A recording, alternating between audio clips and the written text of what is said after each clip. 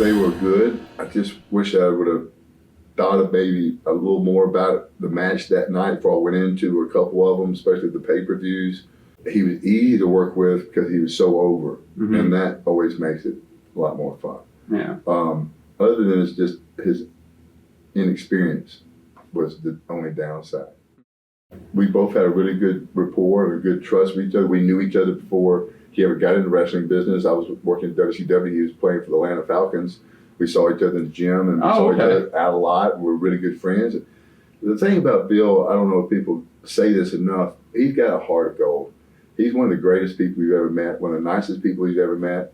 And especially being thrown into a spot like that, he really never lost his head very much. As far as like always was real respectable to the wrestling fans and the other, all the boys and stuff like that. There was a few people he didn't like. Scott Hall was one of them. Kevin Nash was one. He felt like they had it out for him. Now, working in the WWE and working for Vince and knowing what you do about Goldberg, why do you think that things didn't really work out for him over there as an outsider looking in? One, I think, that big change when Vince bought out the companies and the people knew what was going on. Bill was already on a downhill skid in WCW. He wasn't the big money drawer that they really hoped him to be, because if he was, he would have been drawing money. Yeah. That's just being honest. Brought into WWE, I said this too. I said he wouldn't last very long. Especially with his personality. He's got a good personality, but he takes things to heart really too much.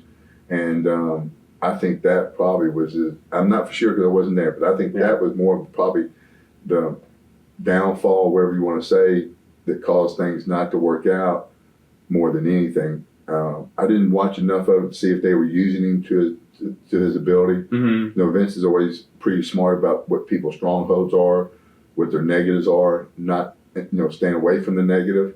And it's real easy for Bill to have done that.